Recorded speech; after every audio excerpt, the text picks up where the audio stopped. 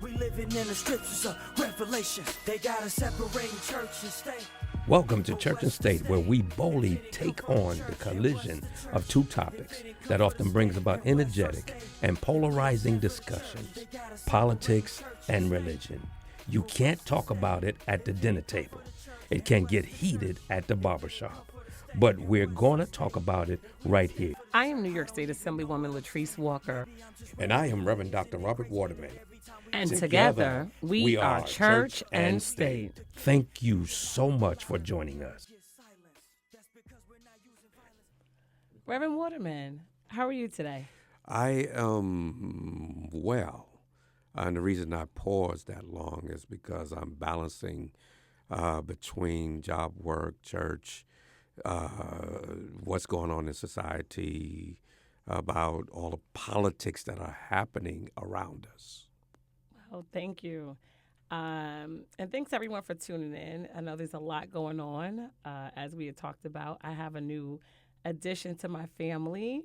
We have a new puppy who is 10 weeks old and trying to balance, Albany, being a mom to a preteen, and now having a little dog son. Which is a baby. So, me and dogs, I had dogs all my life, and I know the responsibility that goes along with animal care. And so, Assemblywoman, you're going to have a lot to deal with. You got any diapers in your car? Well, I keep diapers in my car. There are a flurry of them. Just like there are a flurry of executive orders that President Trump has signed into law since he was sworn in just on January 20th.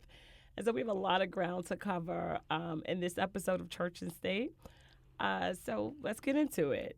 By early March, President Trump has signed 83 executive orders.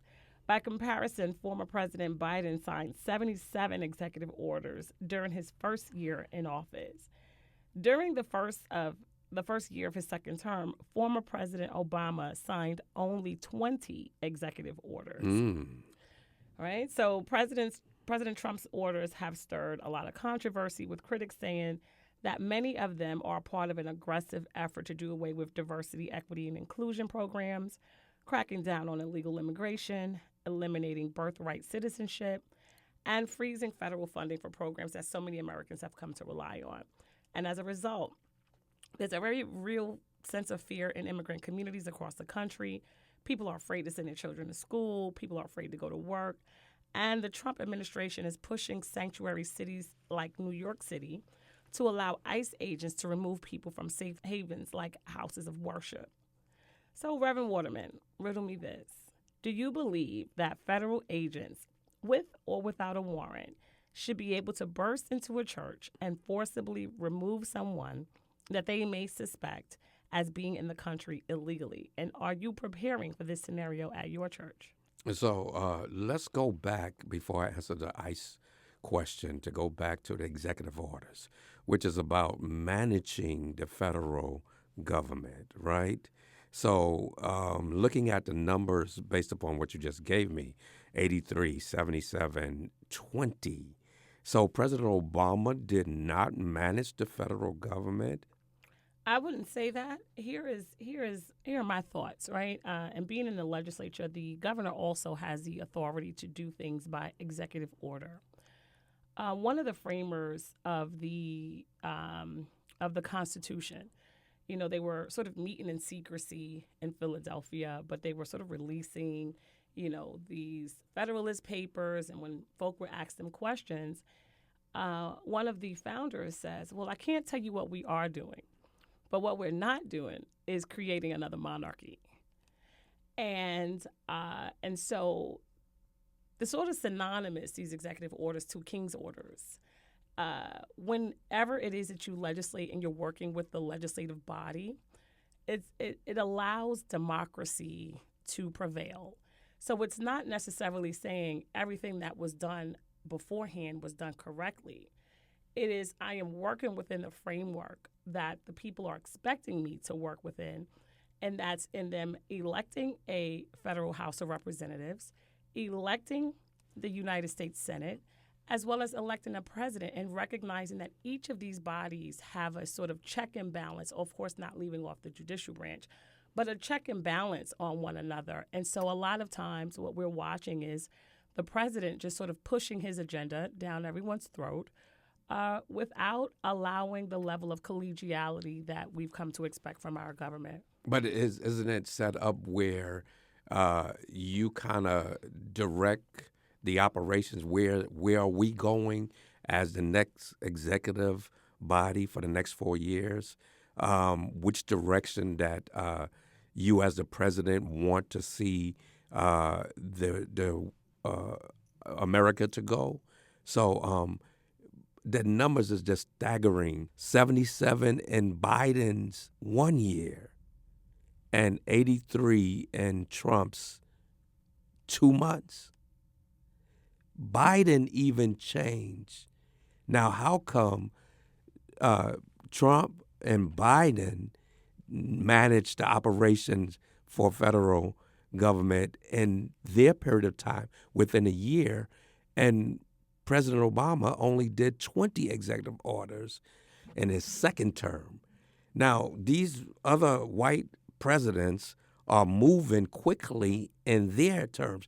Generally speaking, for the most part, if there is a blockage, let's say, for instance, in the legislature where, the executive doesn't feel like he or she can effectuate or make good on their campaign promises, then they go into this sort of executive order stance, which again does not allow the collaboration, the deliberation on issues, whether pro or con, about the underlying idea.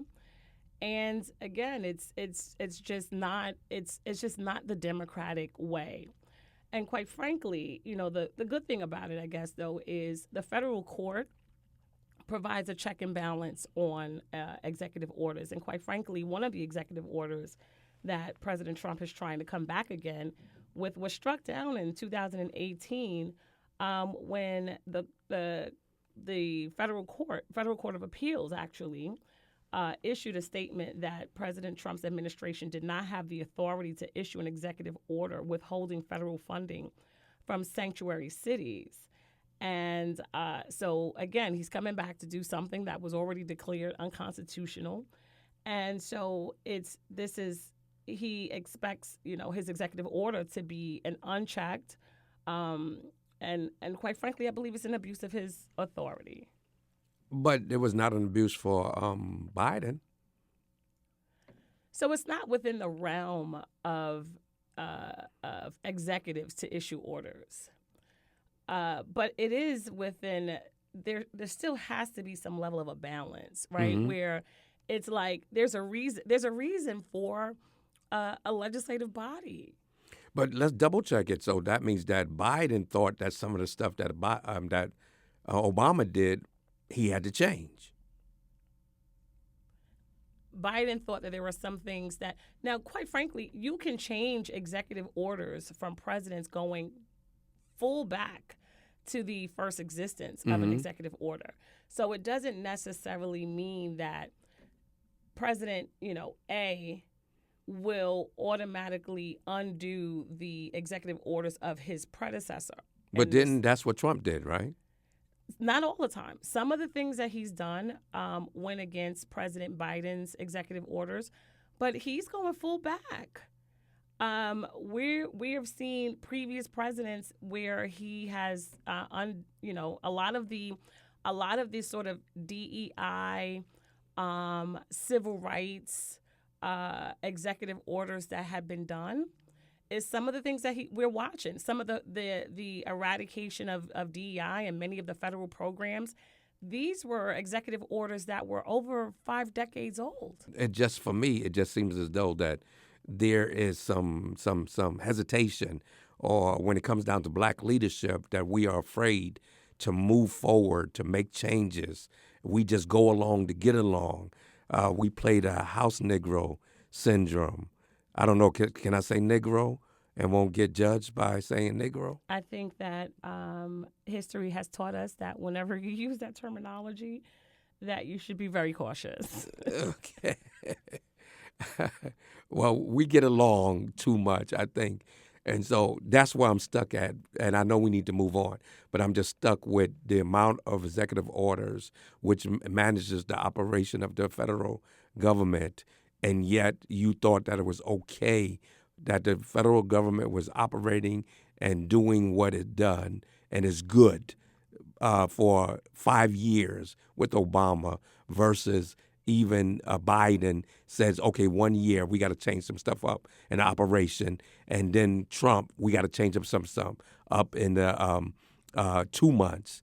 And so, just from aspect of being black, are we so submissive to the operation of white America that we don't tend to move or shift things?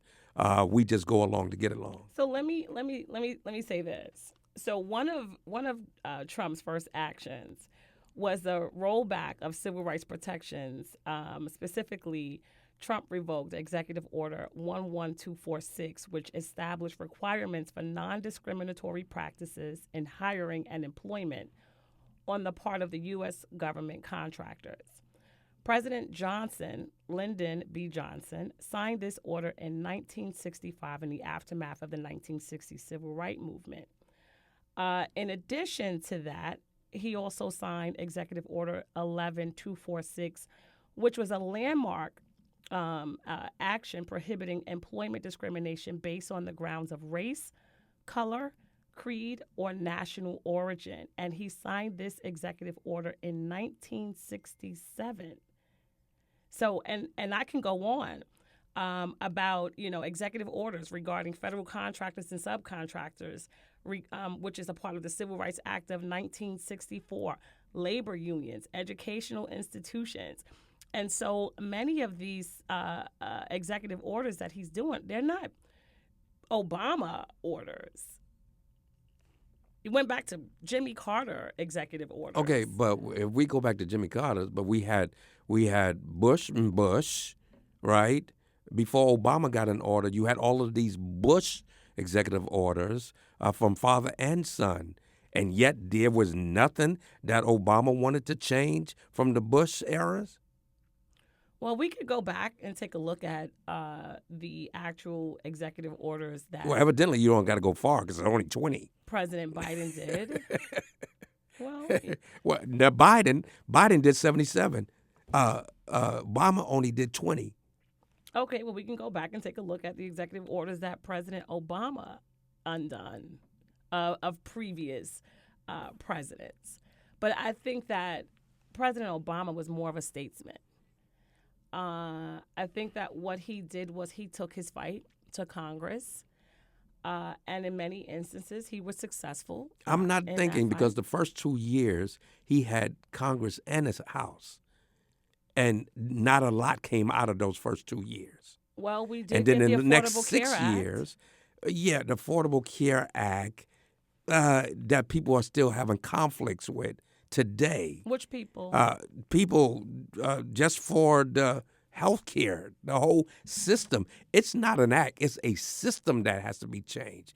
It's the Medicaid, Medicare system that is set up. It's the insurance policies and stuff that has medical health insurance and stuff has to change. What was the problem? Now it's, people being able to have access to health care who didn't have access to health care in the past. Young people who were away at college who were thrown off of their parents' health insurance as soon as they came of age now are able to be on health insurance up until the age of 25. What percentage of people actually was a part of the affordable health care? What's the numbers? What is the benefits from it? What is that? I mean, I just basically, explain a number of benefits from it.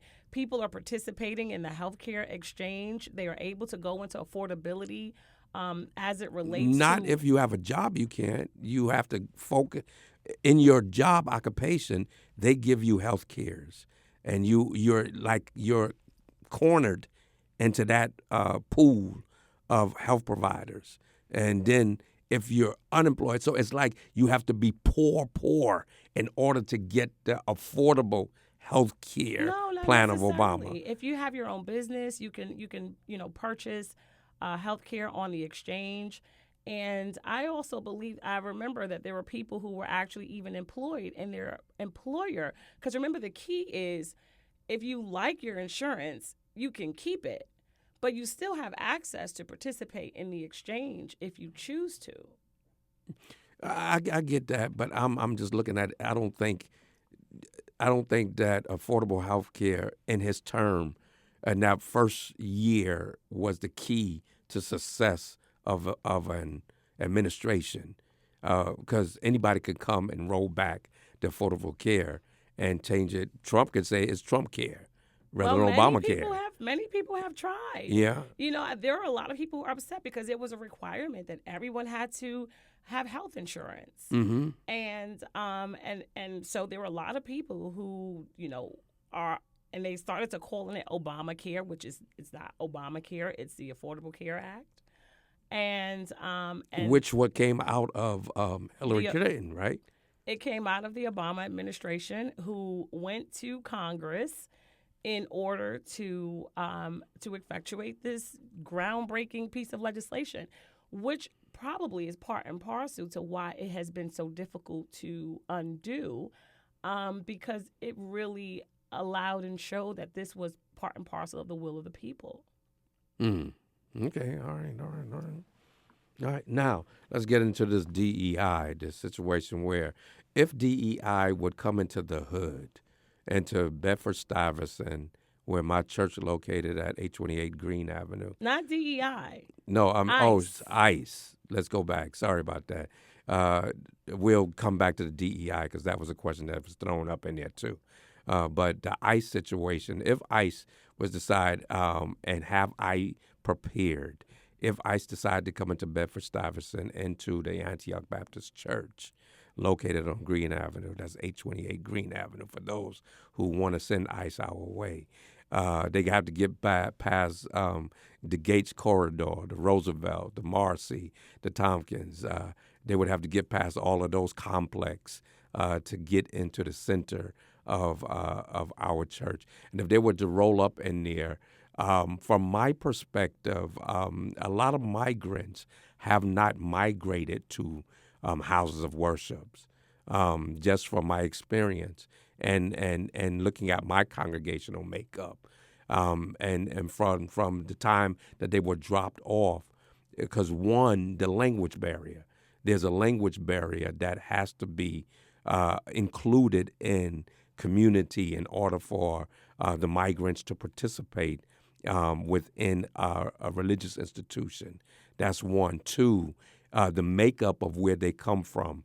That would say that most of them will be Catholics, so they would not come to Protestant churches such as Baptists and Pentecostals and AMEs. They will probably go to a place where they are familiar with the Catholic institutions. And so if they happen to come to our church, just like anybody else, one thing about religion receives everybody, every type of religion, from Islamic to Judaism. We have this humane or humanity care about human beings. And I guess the fight would be, coming to the hood is a different story. I can't speak about anybody else's places of worship, but coming to the hood would be a different story because you're now conflicting with one. First of all, the hood is not acceptable to policing. So getting through this stigma of disliking policing itself kind of sort of would hesitate for ICE to really come into major black communities to deal with migrants, because they have to get through that first stage of when they don't like police. And so you getting through and walking down street asking somebody in the hood, have you seen this person, that person, is no conversation. So coming to the church, we have not prepared for it because we have not been infiltrated with it.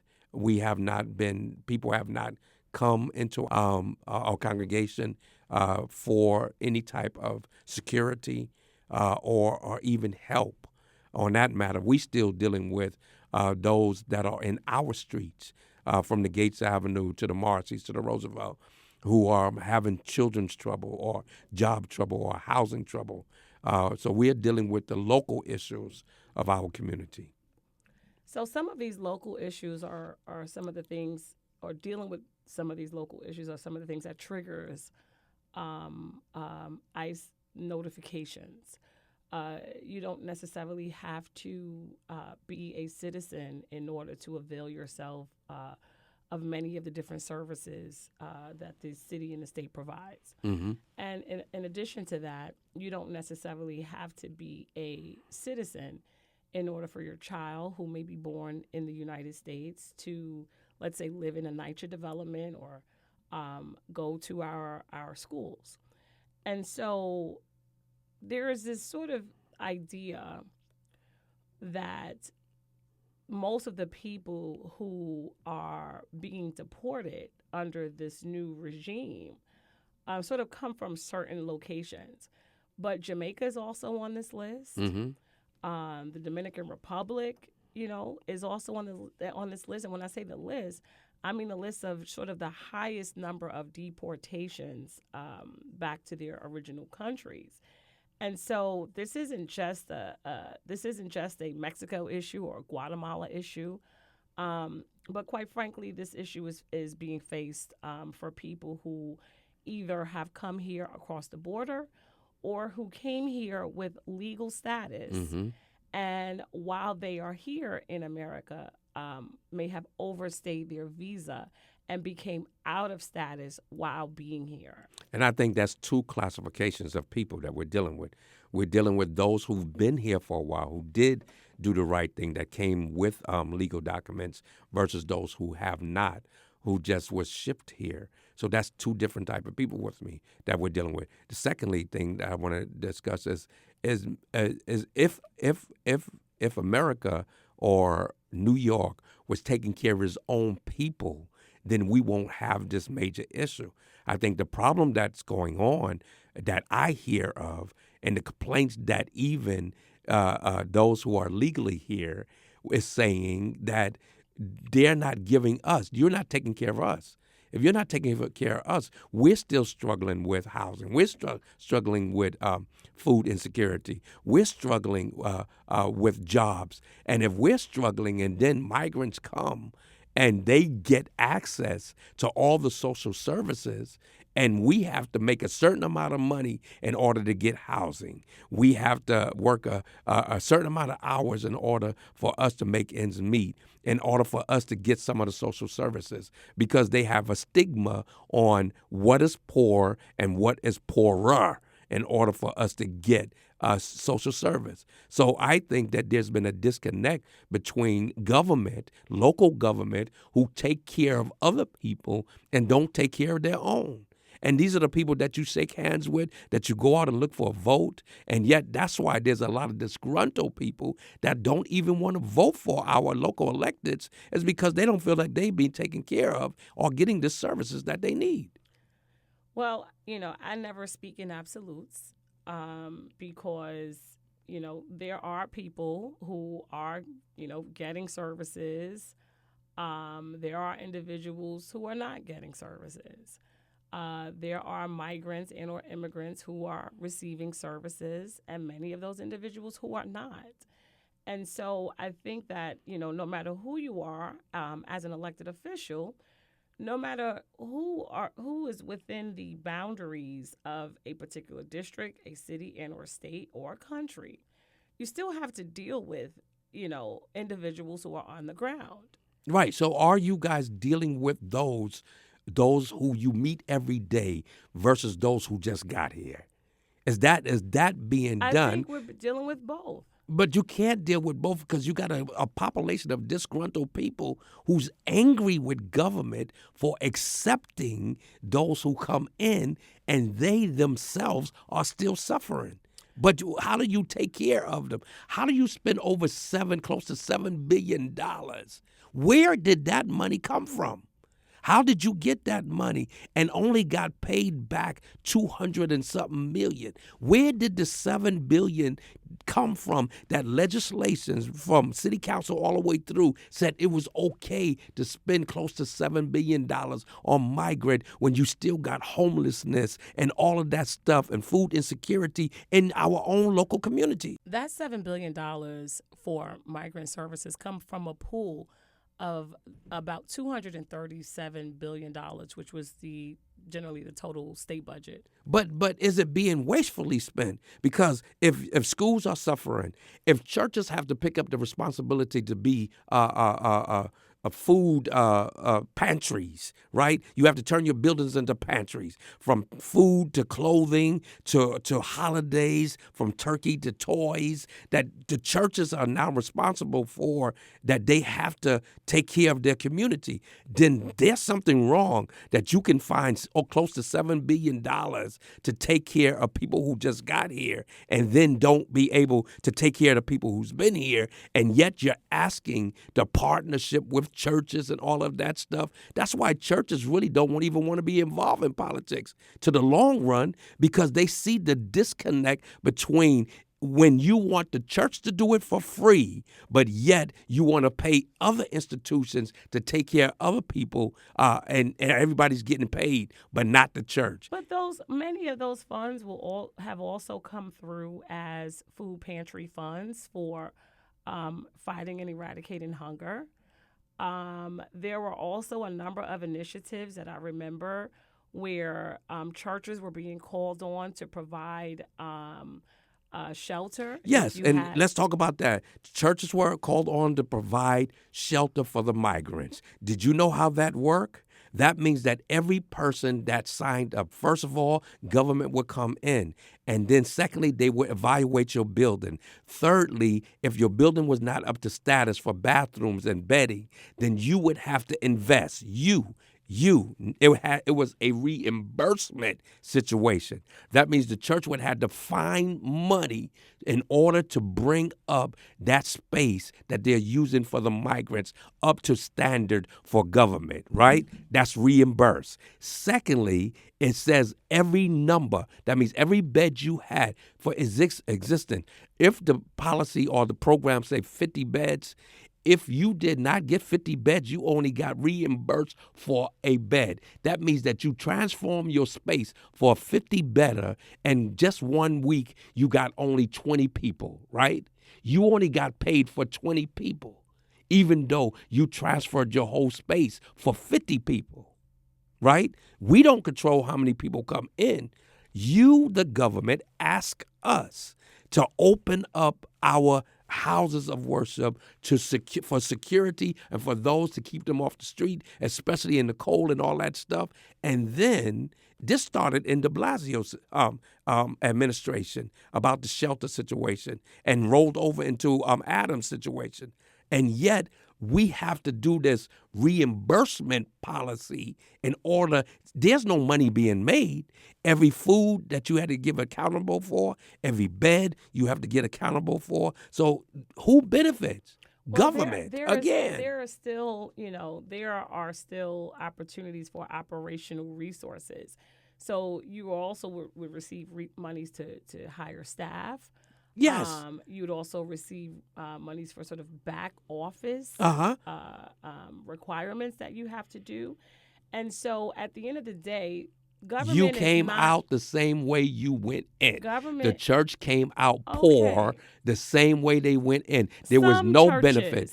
All churches, because you had to give an account. You had to do this invoice reimbursement policy, and if your numbers did not meet, you did not get paid. So the best thing that happened out of there, you might have gave somebody a job. Other than giving somebody a job, the church use of their space is still being utilized. And some pastors are very disgruntled with this whole immigration shelter situation, that it was like crazy. That how did you formulate this whole, okay, I got this space, I renovated, I invested in it, I put in it. You got nothing out of it. So you say nothing, right? But if you had 20 people who were in your space, you also said that You got paid for the 20 people. No, plus you got the jobs. reimbursed. Right. You had to pay for the people first. Exactly. But that's the way, But for the how- most part, that's the way that government works. It didn't always used to be that way. Folk used to be able to say, you know what, you have this program, take this $20 million. And then what was happening on the underside of that was that money was going in different directions and wasn't necessarily going to where it needed to be. And so now that there is this reimbursement process that takes place now, in order to ensure that money that goes to the government doesn't just go into the wrong hands. Got that. I understand that. It's accountability, right? But it seems as though that the black churches have a different standard of accountability than any other church worship spaces from our Jewish constituents. And understanding that it seems as though that there are red lines that are lined up. Every time that a black church applies for any type of funding, there's a red line. Okay, here it is right here. You got to do this, you got to do that. Even for any type of funding, there's scrutinies. And I really mean scrutinies because we applied for some funding for something that we do for the community, this big concert stuff, and we applied for funding for a stage. And yet with that, the lady kept calling me back and forth. Who are you using it for? I said it's outside. If it's outside in the parking lot and we have the hip hop, we have the R&B, we have the gospel. Oh, you got gospel? Oh, you can't have.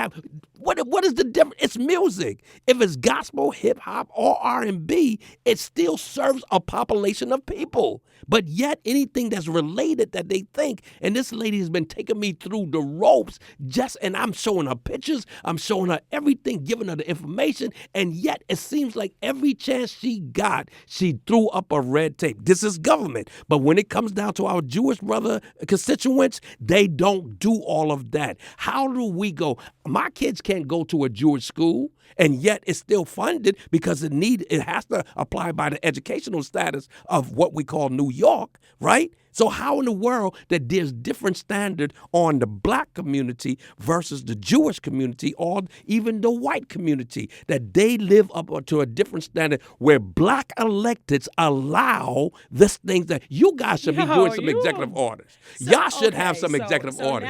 Now it's black electeds' fault who go up to Albany all the time in order to fight for more resources. The New York City public school system was sued, basically saying that they were not providing communities of color, black children, with the access to a quality education. That funding was paid off in full. We get millions of dollars in resources to our school, hundreds of millions of dollars, quite frankly, to our schools. And then there's this system called mayoral control, which so many of you supported. You know, standing up because you got a telephone call, you go downtown, yeah, we support mayoral control. But once those monies that black elected officials in the state go and fight for, once it hits New York City, we have no idea and no control and no say over where those funds actually go to once they land at the Department of Education. In the scriptures of Revelation, they gotta separate church and state.